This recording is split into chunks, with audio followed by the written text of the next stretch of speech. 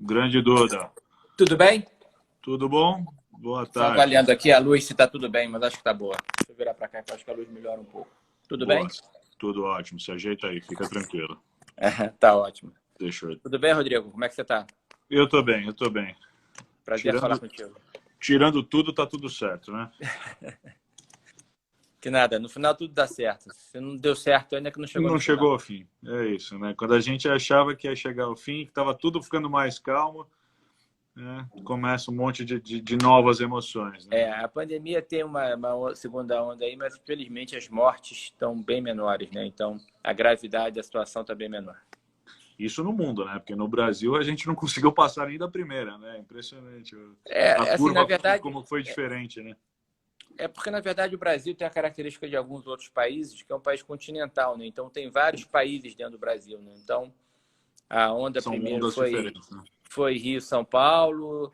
São Paulo está se perdurando um pouco mais, mas, por exemplo, Rio Grande do Sul, Minas Gerais chegou depois, né? Então, está tendo essa postergação. Uhum. Mas o que não nos mata, nos fortalece. É isso aí, com certeza. Eu acho que o ser humano tem essa capacidade de se adaptar, né? Eu acho que É, a gente está provando isso em tudo, né? No trabalho, nos é, fundos, né? Acho que exatamente. eu acho que pô, você que está aí na indústria há um bom tempo não tinha vivido um ano como esse, né? Acho Não, que não. Eu já vivi algumas endemias, mas uma pandemia eu nunca tinha vivido, né? Nenhum gestor vivo viveu uma pandemia, né?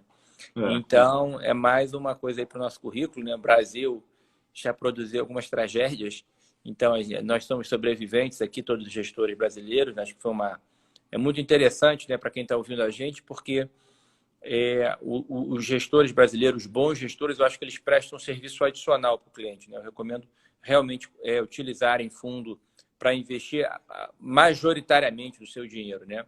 A Veda aí faz muito bem essa seleção de fundos, porque os gestores brasileiros te prestam um serviço adicional, que é a gestão de risco.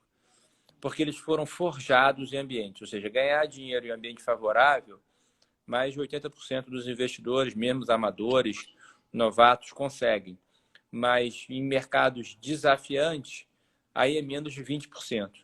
Então, eu acho que esse é um valor adicional dos gestores brasileiros. Tem muito bons gestores. A Ocam foi forjado nisso, né? O Ocam basicamente é um time que desenvolveu a maior história de sucesso de banco de investimento, que foi o Pactual nos anos 90, década extremamente desafiante para o Brasil, estabilização, juro real acima de 10% no Brasil, e a gente ganhando dinheiro em ações, então, onde a gente gera mais alfa, né? Então, eu acho que forjou realmente assim, uma geração de bons investidores e principalmente bons gestores de risco.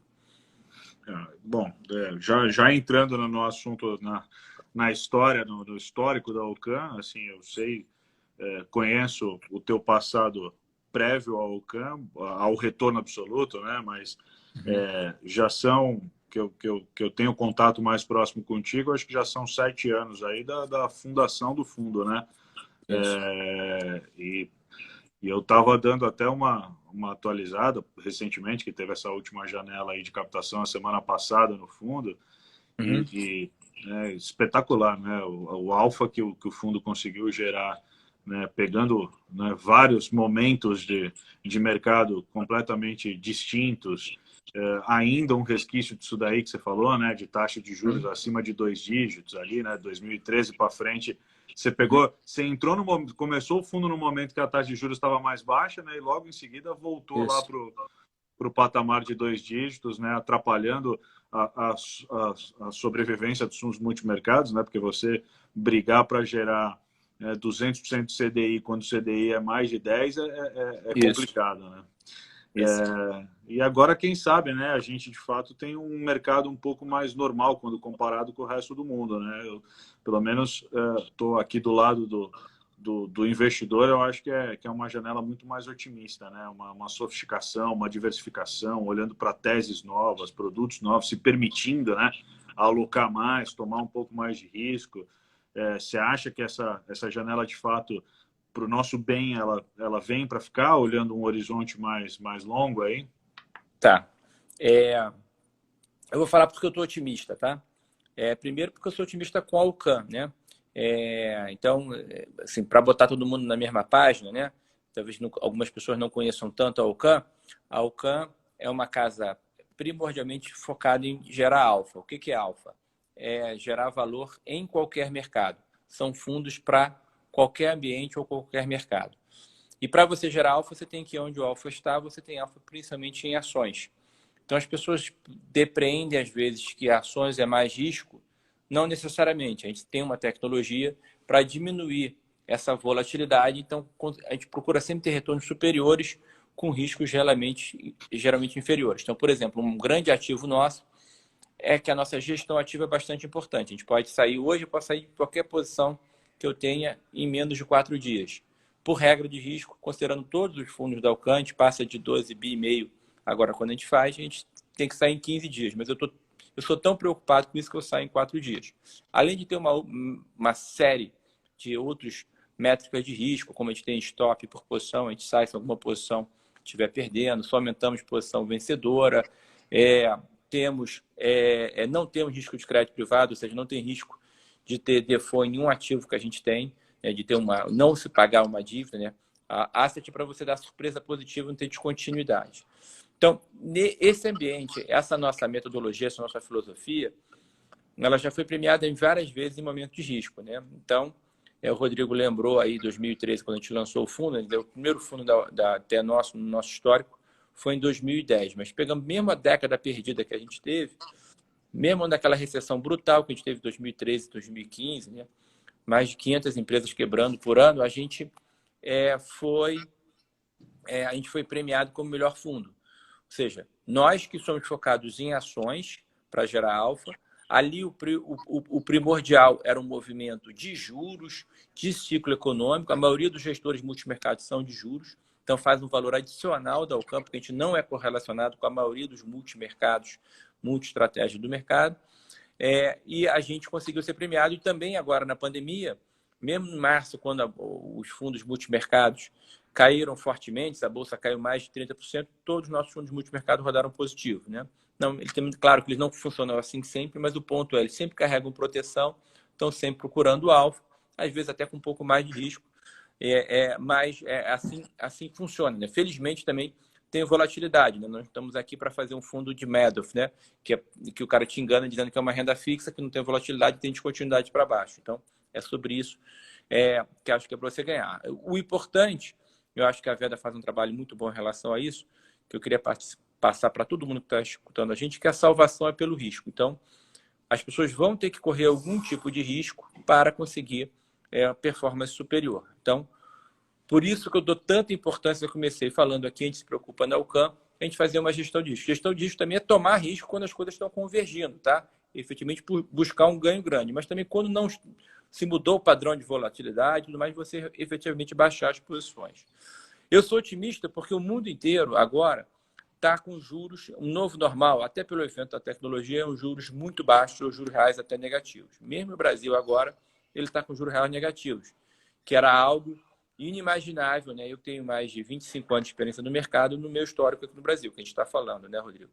Então, eu acredito que no Brasil não vai ficar, a curva já tem até um que a gente chama de steepening, já tem um prêmio na curva olhando para frente, mas no mundo, sim, a inflação está muito controlada, então isso deve continuar. Então, o ambiente todo no mundo, as pessoas estão procurando boas opções de risco. E aí, esse evento tecnologia, o que está acontecendo na tecnologia agora, em termos de 5G, computação quântica, inteligência artificial, uso de software para tudo, armazenamento na nuvem, e-commerce, uma série de dados. O que está acontecendo é que a gente está avançando 2 anos, 5 anos, o que a gente demoraria 20 anos, 30 anos. Então, eu durmo... O que me tira o sono à noite é não perder essas oportunidades, né? Então, por isso que a gente vem perseguindo há mais de 1 ano, mais 2 anos, dessa performance recente, esse é o grande tema, né? E continua sendo.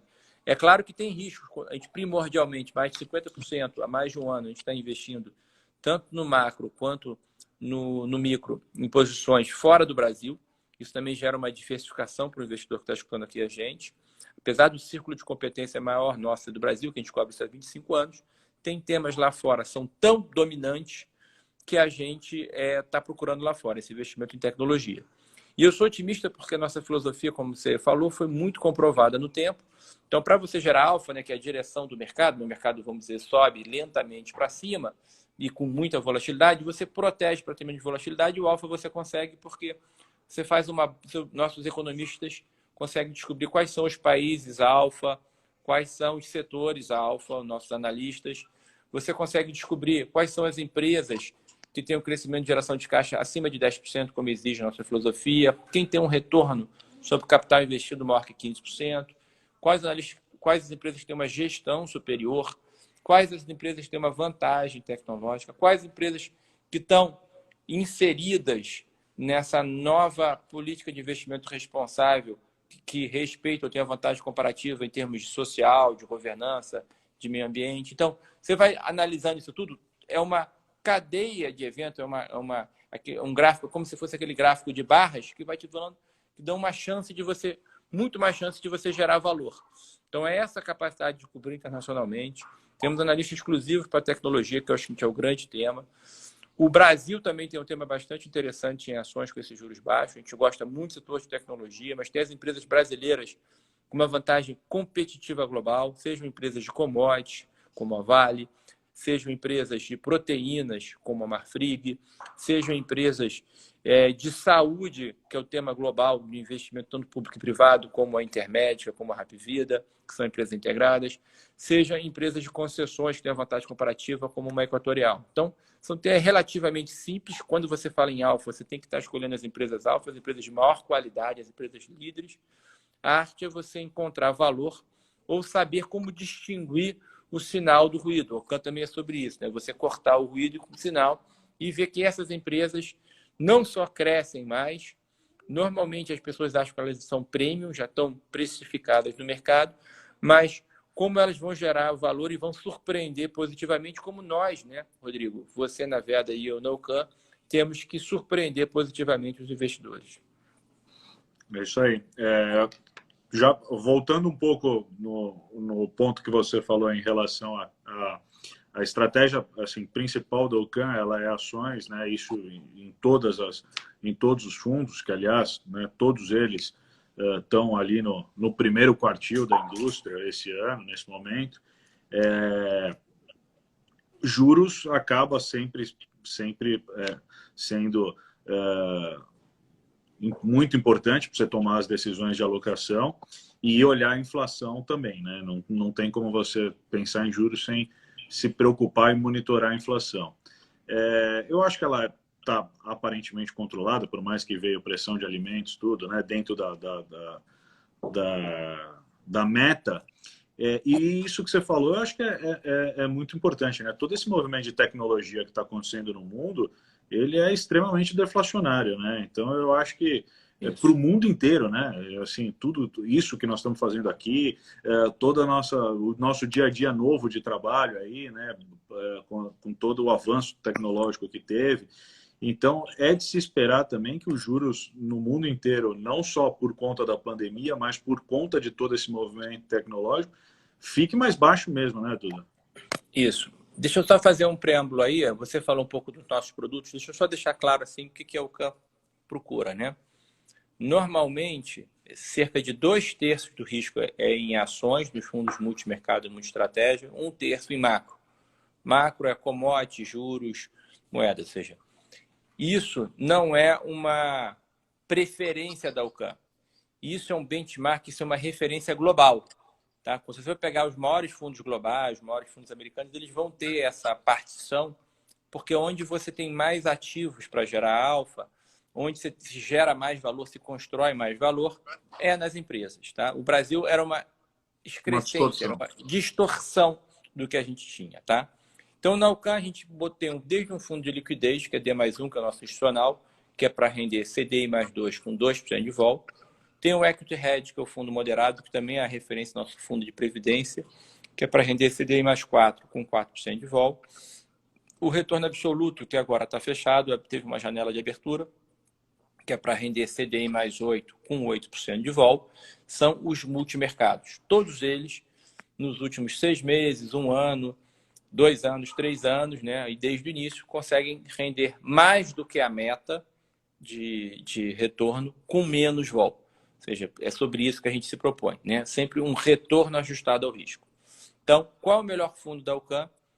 Depende do seu padrão de risco. Eu tenho todos, né?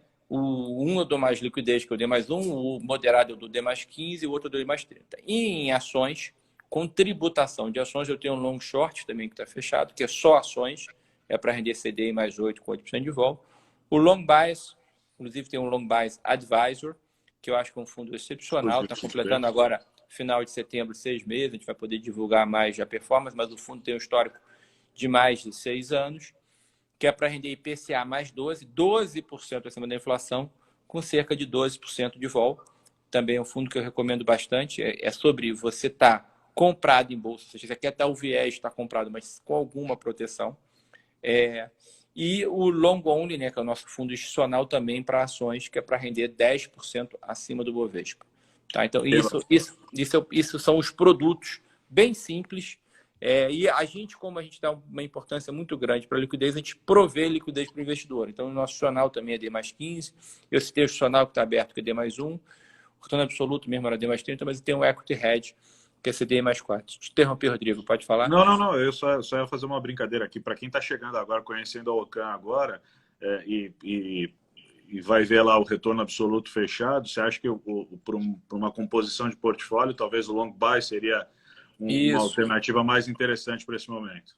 Isso, acho que o long bias pode ser uma alternativa muito importante. E também é que as pessoas agora, o mundo está crescendo e tudo mais, as pessoas estão sempre procurando produtos mais risco. Mas se questione muito qual é o seu padrão de risco. Você também pode ter o equity hedge ou o fundo de previdência para render CDI mais 4, até às vezes para se acostumar um pouco a casa. A minha recomendação é procure o Rodrigo, procure os assessores da Veda, porque eles sabem fazer isso muito bem. Um outro valor adicional da Alcan é que, como a gente não é correlacionado, eu adoro, tem muitos bons fundos macro, muito grandes, né? Mesmo comparando os maiores, a gente conseguiu ter uma performance superior, o que nos orgulha muito, mas não é para sempre a gente estar sempre os melhores. Como o Rodrigo colocou bem, é para estar sempre ali, no primeiro quartil, procurando uma consistência grande. Mas se você... A Veda vai te dizer que você não deve ter só um fundo, você vai te dar uma composição de portfólio. E, se Deus quiser, né, se a gente continuar fazendo essa parceria boa, claro que a Alcan vai estar referência, vai estar como referenciado por vocês, mas o meu ponto é, você colocando a Alcan no portfólio, você aumenta o retorno como um todo e diminui o risco, porque ele não é correlacionado com os outros multimercados, que são normalmente preponderantemente macro. Lembra que a gente é preponderantemente alfa.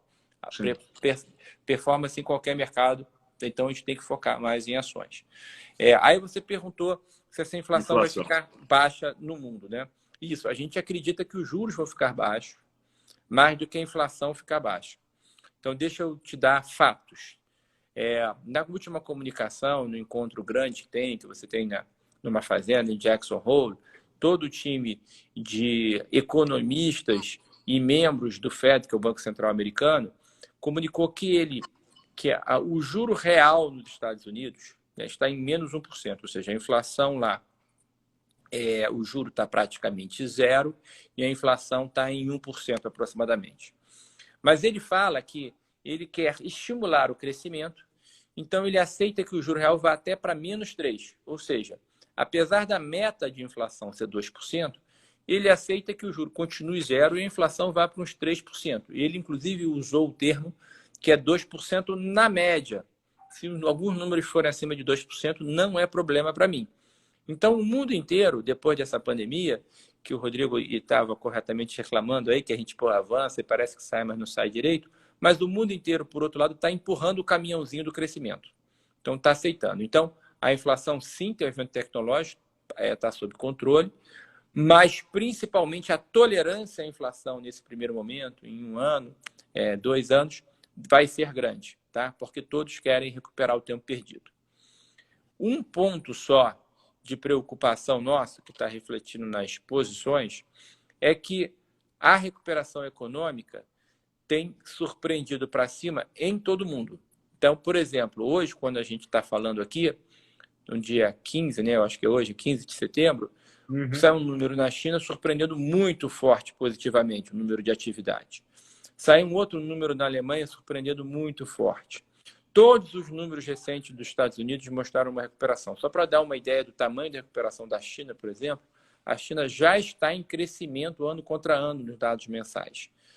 Nos Estados Unidos, a recuperação também está em V, está muito forte. No Brasil, também os dados de atividade, inclusive do varejo, têm surpreendido positivamente. Tá?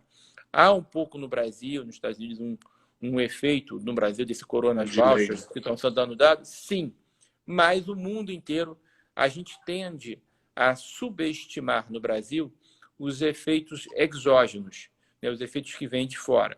Então, as decisões do Banco Central brasileiro são com base no que é feito nos principais bancos centrais do mundo, os bancos centrais de referência. Né? Então, esse modus operandi de tolerar juros real negativo, que está sendo no Brasil, também está sendo lá fora. Então, o meu ponto é que as opções, a opcionalidade, na nossa opinião, vai ser da inflação surpreender, não muito, mas surpreender marginalmente para cima. Então, a gente está comprado em inflação, por exemplo, nos Estados Unidos, que a gente acredita, como você falou, e eu sou otimista, o mundo, quando passa por grandes provações, tende a se provar mais criativo, mais resistente, lutar mais, inclusive pela própria sobrevivência depois. Então, isso foi depois das grandes guerras, depois das pandemias, né? Tem vários estudos em relação a isso. Eu não consigo tangibilizar muito isso, mas esse é um viés que eu tenho, tá? E está se comprovando já nessa recuperação, tá? De novo, ajudado muito por um evento que transcende a pandemia, transcende riscos políticos de eleição e tudo mais, que é inexorável, que é a transformação tecnológica que a gente está passando, que está ajudando muito, né? Então, você imagina no começo do século passado, quando surgiu o carro e todo mundo andava de cavalo. A humanidade deu um salto de crescimento, da mesma forma na Revolução Industrial do século XIX. Então, agora, quando as pessoas estão entrando no 5G, com esse aparelho que eu estou me comunicando com você aqui, segurando, vai fazer praticamente tudo, né? Vai ter um tempo de latência, esse aparelho meu vai conseguir dirigir meu automóvel, se eu fosse um médico, fazer uma operação à distância, vai conseguir rodar os meus modelos que eu cantei de inteligência artificial e imediatamente dar uma resposta para o meu trader para gerar uma ação de compra de uma ação, por exemplo. Então, assim, é muito forte o que se demorava muito tempo e de muita análise, o que os algoritmos estão conseguindo fazer. Então, sobre esse aspecto, o meu ponto é que lá fora tem um pouco de inflação. Aqui no Brasil, a gente também acha que o ciclo acabou dos juros e tem um risco fiscal que a gente não está conseguindo, né? A gente vinha tentando fazer esforços fiscais para conseguir equilibrar as contas, veio a pandemia, e, na verdade, a gente fez uma expansão, na minha opinião, uma expansão maior do que deveríamos ter feito, né? Porque não que eu não tenha absolutamente solidariedade com quem precisava, né? Eu tenho. Mas o problema é que se subestimou o tempo que essa ajuda emergencial deveria ficar. E tem uma máxima de um dos meus gurus, que é o Friedman, né, da Escola de Chicago, que foi professor do Paulo Guedes, né? O Paulo Guedes também foi meu sócio durante 10 anos quase, em que ele falava que nada é mais permanente do que um programa temporário do governo. Então, a partir do momento que você faz uma bondade, para você tirar essa bondade, que é impopular, é muito difícil. Então, você viu, os R$600 demoraram mais tempo, de novo. Ainda mais quando ele reflete imediatamente na aprovação do próprio presidente. Né? Exatamente. A tentação. E quando você tem uma eleição municipal há 2 meses que a gente está, que vai influenciar no mapa político brasileiro. Então, as pressões são sempre muito grandes, né?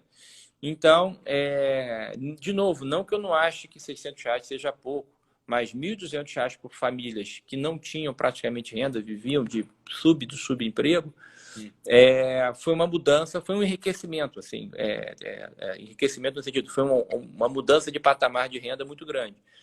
E o difícil é você sair isso, porque, infelizmente, o Brasil não tem capacidade de fazer isso. Então, por que eu sou animado com os Estados Unidos? Até tem mais posições lá. E China também como país de tecnologia, porque eles puderam tratar a pandemia como um evento não recorrente. a gente gasta mais, os juros a gente baixa para zero, mas a gente tem muita reserva, a gente tem muita credibilidade, a gente tem muita produtividade. Em 2, 3 anos a gente resolve isso, o endividamento aumentou, mas a gente equilibra. O Brasil não vai conseguir tratar o evento como não recorrente. Ano que vem a gente vai ter. A gente é como se a gente fosse um aluno que esse ano, né? Porque ficou doente, tá? Não foi culpa também só do aluno, mas o aluno tirou menos 4 na média do ano. Então, ano que vem a gente vai ter que tirar mais que 8. Eu não estou dizendo que a gente não vai estudar, que a gente não vai ter disciplina, que a gente não vai buscar. Eu acho que a gente vai buscar. Só que um aluno que não é um tão bom aluno assim, né? Vai ter que tirar a média maior que 8, eu te garanto que a gente vai tirar alguma nota baixa no meio do caminho. Então, é por isso que eu sou um pouco comprado nos juros agora. É uma posição mais tática, não é uma posição grande. A gente ganhou muito dinheiro no primeiro semestre, porque um dos nossos temas era uma inflação controlada, a gente ganhou aplicado no Brasil e nos Estados Unidos. Só que agora o tema global é um pouco de aparecimento de inflação, porque a expansão de atividade está muito grande. E aqui no Brasil você ainda tem, além desse aparecimento da atividade que as opcionalidades são a inflação um pouco para cima, você tem um desafio fiscal, em que, como eu falei, o problema é o sarrafo está muito alto, a gente vai ter que tirar uma nota alta. Então, a gente é os trancos e barrancos, eu acho que a gente derruba um pouco o sarrafo, depois põe um pouquinho mais baixo, tem um pouco de exceção no teto dos gastos, mas isso tudo vai gerar volatilidade, né? Eu tenho que usar a volatilidade a meu favor. Então, até se eu estou comprado em bolsa, eu estou até comprado nos juros que está me dando dinheiro individualmente essa posição, como sempre tem que ser, né? Eu não regi o mercado com outro na UCAN, mas ela protege o meu portfólio como um todo. Só para falar também um pouco já de posição, no câmbio, a gente acredita que está no momento de um pouco de enfraquecimento do dólar, a gente tem isso contra o euro, contra algumas moedas em desenvolvidos. Mas, infelizmente, o evento tecnológico, apesar do Brasil ser um país continental, que produz unicórnios, né, que são empresas de tecnologia com capacidade e escala de presença nacional para serem grandes, para abrirem capital na Bolsa. Você tem vários exemplos de empresas, inclusive, que a gente investe, né? Você tem a XP, que a gente é acionista em todos os ambientes de capital que comprou, BTG também com plataforma, a própria B3, que é uma bolsa de negociação expandindo, nem todo o mercado emergente consegue ter, só os mercados com grande capacidade continental. O Brasil tem umas maiores bolsas do mundo. A própria no e-commerce, Magazine Luiza, agora você vê a própria Via Varejo fazendo uma transformação tecnológica, também conseguindo. Então, você tem vários exemplos.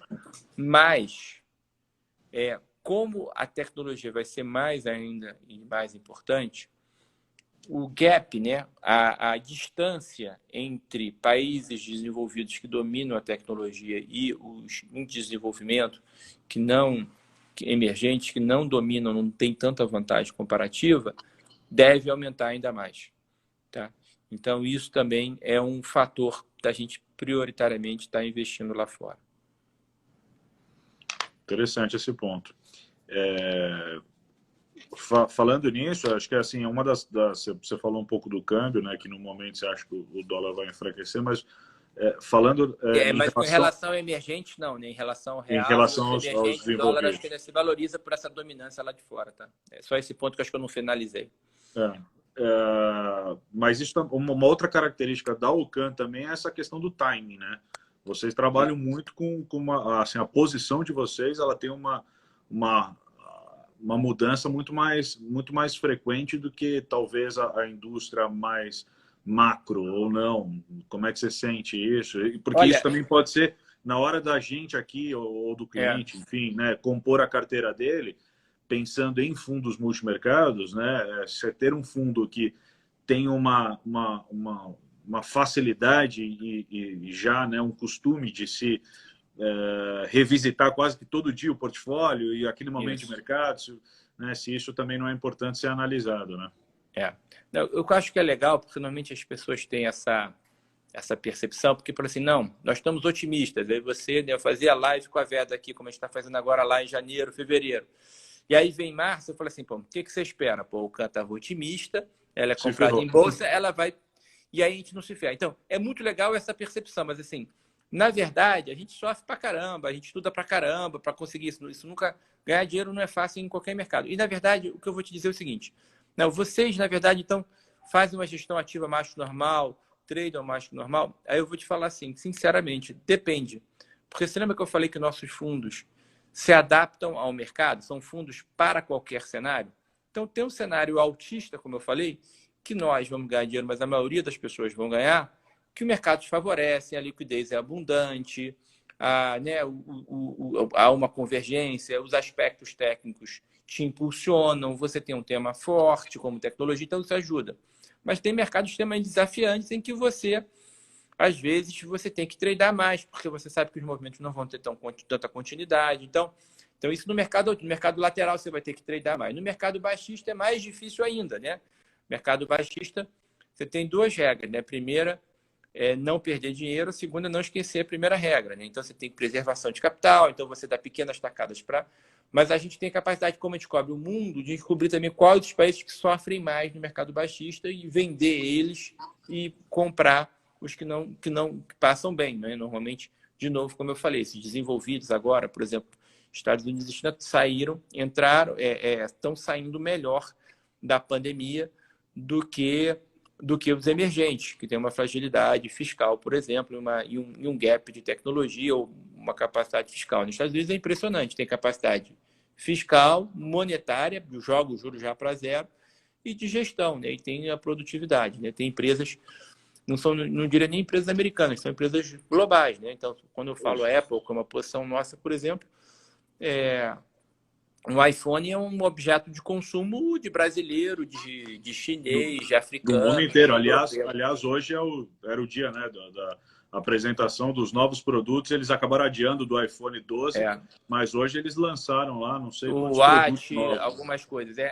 Até foi algo assim, não foi a primeira vez que eles postergam. Quer dizer, eles nunca se comprometeram a apresentar. Na verdade, eles não postergaram, né? É que essas empresas são tanta expectativa que eles falaram que deveriam anunciar mais para setembro, outubro. Anunciaram de outros devices, né, de outros aplicativos como os relógios, coisa e tal, mas não anunciaram ainda do iPhone, né? Acho que a grande novidade, que eu acho que é transformacional, não são nem as surpresas, assim, vai vir uma grande surpresa como decodificador de imagem, como câmera, não. É LC 5G. É o 5G. Que é você ter uma outra velocidade de latência, uma outra coisa que vai proporcionar, como eu falei, o carro autônomo, uma série de outras coisas que eu acho que é realmente transformacional, né? A gente precisa, inclusive, de muita infra ainda. De novo, os países desenvolvidos vão ter uma vantagem porque vão conseguir desenvolver essa infraestrutura mais rápido que o Brasil, por exemplo. No Brasil, você precisa de uma banda de frequência e tudo mais que nem foi feito ainda o leilão para esse 5G. Então, a gente deve chegar aqui 1 ano, 2 anos de atraso, vamos dizer, ser mais referência o 5G no Brasil. Bom, podia ser pior, né? Se fosse estatal ainda, ia demorar um pouquinho mais. Pô, eu sou do tempo da Telebrás, que era mais de 50% do índice brasileiro, né? A gente melhorou muito. Assim, o Brasil, isso é importante falar, eu sou um otimista, o Brasil é trancos e barrancos, mas a gente está melhorando, sem dúvida, a gente está evoluindo. Por exemplo, quando ele fala assim, absurdo, vai estourar o teto dos gastos. Aí eu falo assim, é absurdo, temos que lutar realmente, mas assim, há 5 anos até não tinha teto de gastos. E a gente vivia, né? Na verdade, a gente vivia só expandindo o gasto e você não tinha o controle. Então, a gente foi depurando as métricas de controle, né? Primeiro foi o resultado primário, finalmente conseguimos fazer a reforma da Previdência, fazendo o teto dos gastos, a gente está conseguindo depurar um pouco mais isso. Então, eu acredito que o Brasil, eu queria deixar isso bem claro para quem está escutando, o Brasil se esforça muito para não dar certo. Né? Como país continental na América Latina tem vários exemplos para não ser seguidos, né? Mas você tem o Chile, você tem o Peru, você tem a Colômbia, que tem inflação, meta de inflação ali de 3%, juros 3% a 5%. Então, se o Brasil for para esses níveis mais normalizados, né, como o país continental ele tem todas as condições de fazer, é um outro patamar de desenvolvimento que a gente consegue. E as oportunidades são imensas, né? Eu acho que isso que faz a gente ser otimista também, né? A quantidade de oportunidade que a gente vislumbra em quase todos os mercados que a gente acompanha e tem acesso são enormes, né? O que é importante no Brasil é que a única coisa certa no Brasil é que em algum momento você vai ter crise.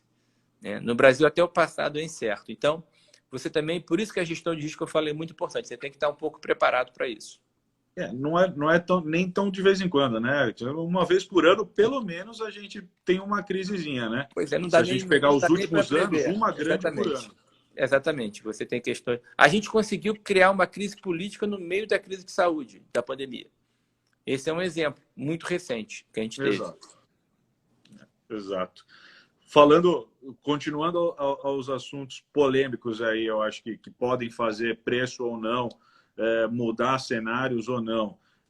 Eleições americanas, você acha que traz algum valor diferente ou é só ruído de curto prazo? Volatilidade deve aumentar nos próximos dias em torno do assunto, mas que para o mercado Trump ou Biden tanto faz?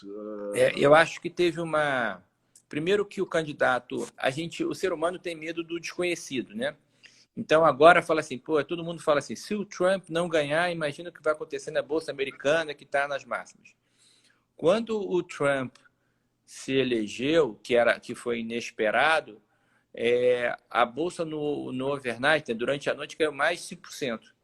Apesar de ele ser republicano. Por quê? Porque o Trump é um cara excêntrico. As pessoas não sabiam o que esperar, né? Mas ele chegou, republicano, que é mais pró-mercado, já chegou com corte de impostos, foi um grande impulsionador para a Bolsa. Agora, as pessoas têm medo. Não, agora vai voltar os impostos. O ponto é o seguinte. Primeiro, notícia positiva, que é uma proteção, é que o Biden não é um candidato radical democrata, nem sua vice. Então, as ideias lá de democratas, estapafúrdias, não pró-mercado, se afastaram. Segunda notícia, e essa é recente, que eu achei essa a melhor de todas. Aparentemente, os republicanos ganharão o Senado. Então, na verdade, a importância, quanto mais desenvolvido é um país, e claro, menor o tamanho do Estado em relação como um todo, né? Acho que nós temos muitos degraus ainda para subir do ponto de vista de liberal como sistema econômico, que a importância do presidente é menor num país desenvolvido.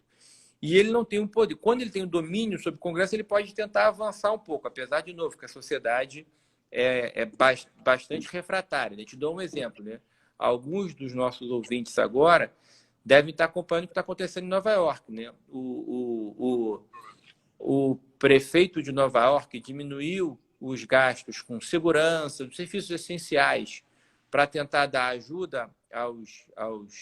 Vou lembrar do outro presidente nosso que falava, né, os descamisados, e gerou um protesto de todos os empresários em Nova York, porque, na verdade, o nível de violência está aumentando. Você está fazendo algo para diminuir a pobreza, e, na verdade, você está aumentando a pobreza.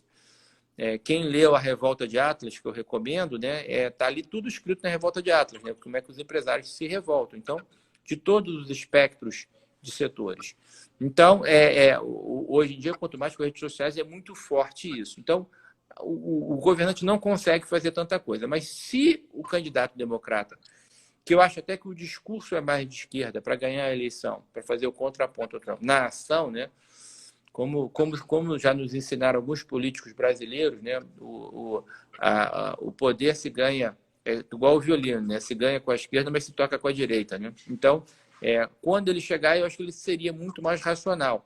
E eu acho que o Biden, você tem muitos bons assessores econômicos dos democratas. Até desse ponto de vista, de novo, o Trump é mais centralizador e excêntrico, né?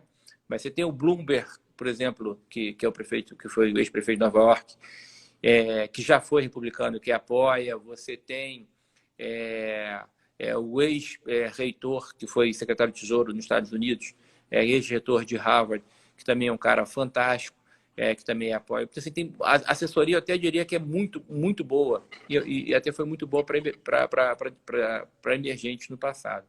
Mas o ponto é, se o Biden quisesse fazer apoios a ajudas sociais muito fortes, o Senado, sendo republicano, vai frear medidas, ou seja, vão ter que ser medidas de consenso. Então, o presidente americano não tem esse poder todo e ainda seria... Olha só, o Trump, os Estados Unidos não conseguiu fechar até hoje o segundo pacote de ajuda da pandemia porque não teve acordo de democrata e republicano. Isso se arrasta há mais de 3 meses. Então, assim, eu acho que isso é interessante também colocar sobre esse aspecto, que eu acho que isso foi a boa notícia. Então, e de novo, o que a OCAN está fazendo, né? OCAN significa se restringir ao simples e essencial, né? Então, tem fatores não gerenciáveis para nós. Então, a gente evita tentar acertar a eleição americana, apesar de que todo dia eu tenho reunião sobre isso, sobre medidas, a gente paga consultoria política, mas, assim, é um fator não gerenciável por mim. Então, para mim, é muito mais importante a gente pegar alguns temas inexoráveis, como o da tecnologia, que a tecnologia não tem ideologia, não tem democrata.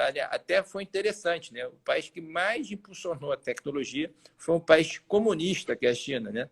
Que é a grande contrassenso mundial, né? O país comunista absolutamente abandonou o sistema socialista econômico e faz um capitalismo ferrenho, muito forte. Então, é um jogo de... A diferença é que ele é sócio de todas as empresas, mas ele abriu muito mais essa frente de... A diferença é que, como no sistema comunista político, ele pode fazer uma interferência, eu diria até não é nem tão sócio, ele pode fazer uma interferência como ele quiser, em qualquer aspecto. Mas, assim, o que a gente tem visto é que esse sistema tem mais ajudado. Não estou entrando aqui do ponto de vista ideológico, mas puramente sendo pragmático, ele faz tudo para impulsionar o avanço da tecnologia. Então, eu te dou um exemplo. Como é que a banda mais nobre hoje para você desenvolver o país é a banda de 5G. Então, no Brasil, estão marcando a data para fazer o leilão de 5G e qual espectro, tem que desenvolver o espectro, talvez fazer infraestrutura. Nos Estados Unidos, a preocupação estratégica, mais ainda com a China avançando, como é que você vai ter, mas você não pode tirar a banda dos outros. Então, como é que você faz? Então, já estão botando uma banda para militar mais importante para 5G, já está definido, as outras vão definir, mas não tem uma questão jurídica forte. A China pegou a melhor banda, que eram os canais de TV a cabo e tudo mais, que eram os melhores que tinham banda lá, tirou deles, e é 5G, e acabou. Entendeu? Então, assim, é claro que é um sistema autocrático, eu não estou elogiando esse sistema. Mas está sendo usado para o bem, no caso. Para crescimento. Depois ele vai resolver o problema das empresas de cabo. Mas é assim, eu quero desenvolver agora um Vale do Silício aqui nessa região da China. Então, você tira essas empresas daqui, as cidades vão ser feitas todas voltadas para a tecnologia, não vão pagar imposto e tudo mais, e essas empresas a gente vai remanejar para outro lugar. Então, eu não estou defendendo absolutamente, né? Todo sistema de exceção faz umas brutalidades terríveis no meio do caminho, né? Os fins justificam os meios. Mas, para você avançar degraus complicados de tecnologia, esse efeito do governo tem sido para impulsionar. Aquele negócio de empurrar o caminhãozinho, ninguém empurra tanto o caminhãozinho da tecnologia quanto o chinês. Sim. Muito bom. Mudando de Estados Unidos, voltando para... só para fechar, você tem algum palpite de se o Trump... Porque o Trump tem muita questão do... O Trump, pelo menos na última eleição também, as pesquisas também apontavam ele abaixo da Hillary, porque tem muito essa questão da assim, a imagem que o Trump vende é uma imagem ruim, é difícil do cara, né, mesmo o cara que acredita, né, no republicano, admitir que vota nele. Eu acho que é um pouco parecido até com a situação do Bolsonaro aqui, nesse sentido do shame vote, né? Então, você acha que vai vir de novo uma surpresa nesse finalzinho aí? Ele pode ser o favorito ou não tem esse palpite? Deixa eu fazer uma ponderação sobre o que você falou, né? A imagem dele, do Trump, é pior para o brasileiro do que para o americano, porque o americano ele gosta do embate. Então, para nós, o Trump é mais arrogante do que para o americano. Não que ele não seja, tá? O que eu acho que pesa na questão do Trump é que ele foi negacionista do Covid. Foi, como você falou, eu que sou carioca, né? Eu fazia analogia quando surgiu o Covid, que eu falei assim que era uma coisa como a água da SEDAI, né? Que é a fornecedora de água para o Rio de Janeiro que deu problema, né? Sim. Vai deixar um gosto ruim na boca na gente por um bom tempo. E foi o que aconteceu. Resolveu até, mas deixou um gosto ruim bastante tempo. Então, como ele foi negacionista, ele perdeu uma rede de apoio. A pergunta é se esse tempo é temporário ou não. Eu vou te confessar que apesar de eu não estar pessimista, eu reduzi um pouco as posições há uns 2 meses, depois teve uns temas de tecnologia muito dominantes, eu aumentei, depois aumentou essa volatilidade recentemente, no começo de setembro eu voltei a diminuir. Então, eu cheguei a diminuir, mas fiz muito pouco preço. Porque, na verdade,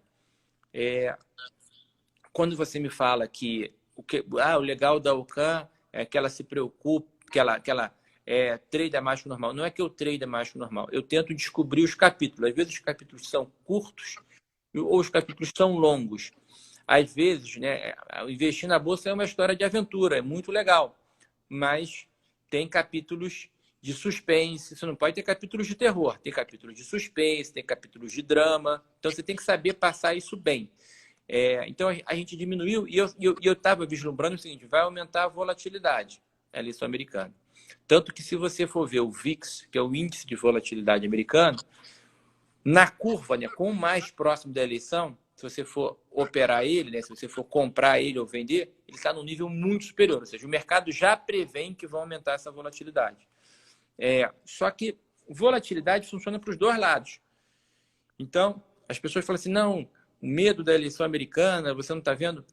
Medo. Mas também, o que eu acho que vai acontecer é que na véspera da eleição, o Trump vai subir a intenção de voto dele, né?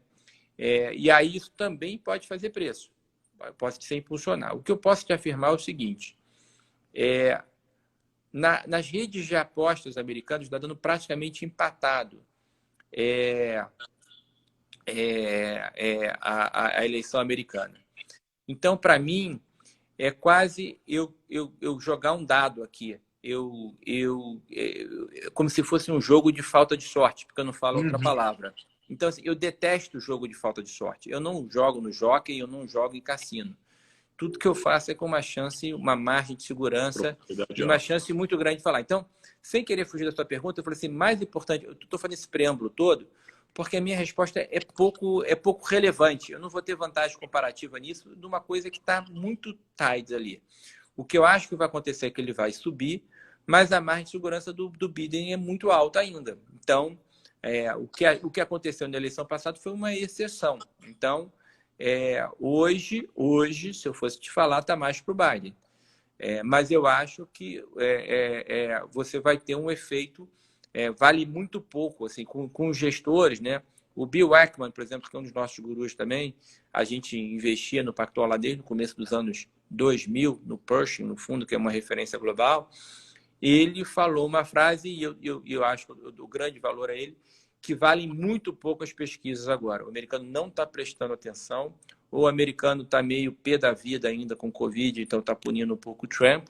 Então, não leve a nada. E ele fala, inclusive, a mesma coisa. Ele fala assim, tipo, na minha família tem gente que não está se falando porque ou é democrata ou é republicano, é Trump ou anti-Trump. Então, está muito veemente, como é aqui no Brasil, essa posição agora. Então, isso também dificulta prognósticos. E lá, talvez, eu não sei se já tem alguma pesquisa em cima disso também, né? Mas a história de que lá, né, o voto não é obrigatório, você já tem um índice de abstenção mais alto, não sei como é que... Bom, polarizado talvez diminua a abstenção, porque o cara fica ali mais no fla-flu, né? Então ele tem mais vontade de votar. Mas com o Covid, com a pandemia, eu não sei como é que também vai ser, né? Essa questão das pessoas toparem ir à rua, votar, porque já vai estar no inverno de novo. Eu acho que vai ter um grande determinante que vai ter como é que vai estar a economia. E isso, como eu te falei, a economia tem continuamente surpreendido na margem positivamente. Então, isso me deixa mais animado e isso, vamos dizer assim, é mais pro-business para o Trump, né? O americano, mais ainda do que os outros povos, né, a parte mais sensível dele é o bolso, né? Então, eles vão votar muito pensando no bolso no final do dia. Sim, sempre. E a vacina também, né? O Trump está fazendo a corrida dele para conseguir vacinar pelo menos uma parte da turma antes das eleições, né? Porque isso seria, para ele, seria talvez uma recuperação desse negacionismo aí dele em relação a... Isso é interessante, né? A gente da UCAN nunca apostou na vacina, tá? De novo, tem fatores que a gente não gerencia, não é gerenciável. Agora, todas as vacinas que foram... como você teve essa questão do Covid, né? É comum o político fazer o contrário do que nós, gestores, né, temos que fazer, né? Eles começam a overpromise para underdeliver, né? Tem que prometer mais porque eles estão sob pressão, né? Se prometer muito, entregar menos, você decepção. Então eu falo assim, ou a volatilidade é essa, coisa. Então, olha só, nosso histórico mostra que o risco a gente consegue fazer menor e o retorno maior. Mas eu garanto, uma coisa que eu garanto para todo mundo que está estudando aqui, vai ter momentos de volatilidade, vai ter momentos que o fundo vai chacoalhar. E ainda bem, porque a salvação é você ter risco e você saber o risco que você está correndo. Porque quando você investe em fundo que parece que não tem risco e tem descontinuidade para baixo, é o pior caso, né? Então, o meu ponto é só sobre isso, sobre essa gestão de risco. Bom, nós estamos entrando nos 8 minutos finais aqui da nossa live, então eu vou te deixar uma pergunta bem fácil para você responder. Tem a ver com o dia de hoje no mercado, né? Pela 100ª vez esse ano, o Bolsonaro se desentendeu com a equipe econômica. E aí, já aproveitando que você é relativamente próximo do nosso ministro, que você acha, assim, né? Conhecendo o Paulo Guedes, que eu sei que o cara é casca grossa, você acha que ele já está, né, no limite ali ou não? Ele vai aguentar? Enfim, ele do jeito dele lá vai se acertando com o Bolsonaro e vai conseguir conduzir aí até o final do governo na missão que ele se propôs, né? Porque, obviamente, não era um cara que precisava estar lá profissionalmente, né? Ele já tinha toda uma baita biografia e se propôs ali a uma missão que ele batalhou para estar lá, né? Ele, de fato, mais do que o Bolsonaro, ele batalhou para estar lá. Tentou até com o Luciano Huck antes, né? Eu vou fazer uma analogia, tá? O Roberto Campos, não o nosso presidente do Banco Central, o avô dele, que era um grande fascista, um grande pensador, ele era muito criticado, né? Primeiro que era um pensamento liberal, isso na América Latina, com viés de esquerda, já era palavrão, e ele participou do governo militar.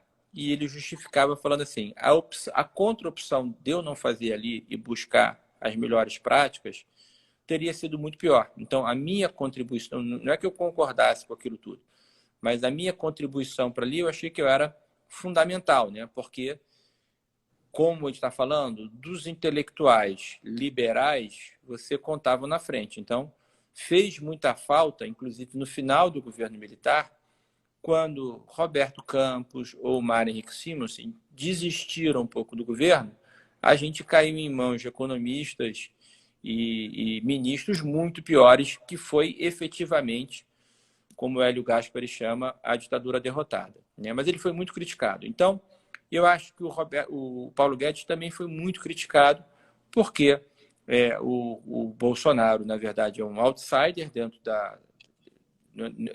da política, né? Ligado ao militar, então é uma quase falência da competência política você fazer uma escolha, porque está um pouco implícita que as escolhas que no tempo dos militares eram melhores do que depois. Então, ele foi muito criticado. O que eu acredito hoje, eu tenho convicção disso, tá? E hoje foi mais uma demonstração em que a importância do Paulo Guedes, ele se vê como propósito está ali, e a importância dele é ele fazer dentro, não é ele que estipula as diretrizes políticas. Dentro de uma diretriz política de um cara, como eu falei do Trump, mais excêntrico, como é o Bolsonaro, dentro dessas escolhas excêntricas dele, ele tentar fazer as melhores escolhas econômicas. Não dentro das melhores escolhas econômicas, o Bolsonaro fazer os desejos pessoais dele. Então, o meu ponto, hoje o Paulo Guedes serve ao amo e senhor muito mais a um Bolsonaro do que ao Friedman da escola de Chicago dele, do princípio liberal. Então, essa é a premissa. Então, ele se adaptou. Então, como ele já se adaptou, essa foi a escolha dele. Então, as pessoas se surpreendem. Não, isso ele vai... Não, ele sabe que o jogo político é isso. E aí tem uma vantagem que o Paulo Guedes sempre foi muito pragmático, talvez até tenha ser um cara de pavio curto, mas ele tem muita experiência de assessoria política. Eu me lembro dos anos 90, ele já assessorando, né, o Partido Liberal, quando lançou candidato, o PFL, era assessor do PFL. Então, ele sabe, acho que o grande mérito do Paulo Guedes é ele conseguir ter uma narrativa econômica tão clara, tão forte, que é uma narrativa também política, ou seja, convence os políticos, né? Então, ele é muito forte, né? Se você vê numa live dele na mídia, o que ele fala assim, é muito forte.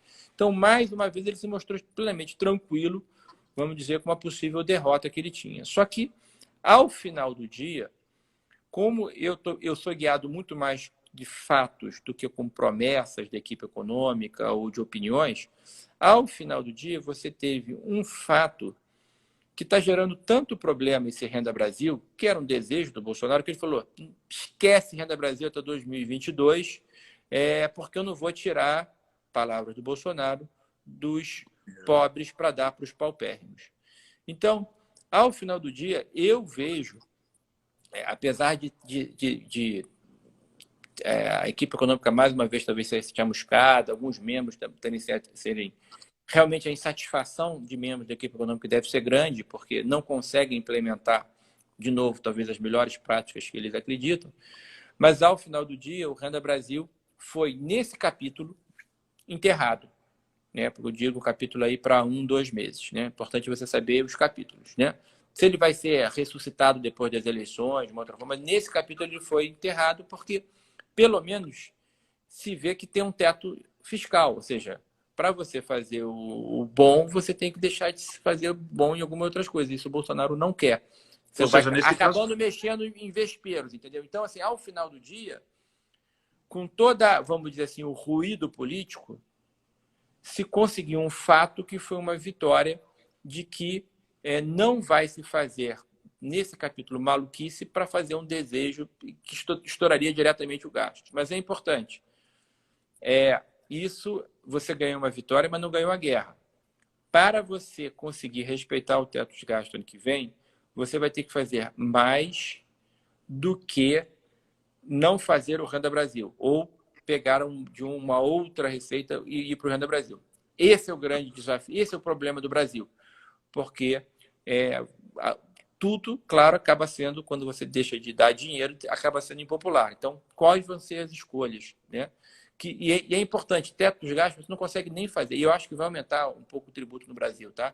Mas você não consegue nem aumentar a receita, porque você tem que atacar o gasto, o que é muito bom.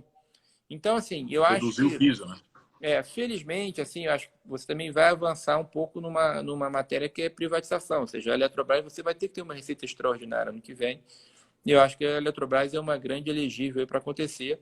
Estou falando nem que seja uma aposta grande da Alcan agora, não, porque você tem que entender o capítulo. Isso não está em voga ainda direito, não está encaixado, eu acho que para andar. Mas é um exemplo de que eu acredito que de maneira nenhuma eu vou ficar vendido a Eletrobras, porque eu acho que um dia ela vai ser privatizada e você vai ter essa possibilidade andando. Boa. Pô, Duda, acabando aqui, ó, time perfeito. Falando em time, ó, né, confirmando que você é bom de time. 30 segundos aí para encerrar nosso bate-papo. Obrigado mais uma vez aí pelo teu tempo, por ser sempre acessível para a gente, para que a gente possa aqui fundamentar as nossas teses e alocações, né, nos portfólios que a gente constrói para os nossos clientes. Acho que mais legal do que ouvir você falando, né, e justificando cada tese é o nosso investidor conhecer o Duda e conhecer como pensa, né? Como é que você forma a sua cabeça e seu raciocínio. Então, obrigado mais uma vez aí. Obrigado, Rodrigo. E eu queria só referendar a todos que estão ouvindo aí como a Veda é referência para a gente. Não é primeiro quartil, é top 20 aí da XP. Valeu. Muito obrigado.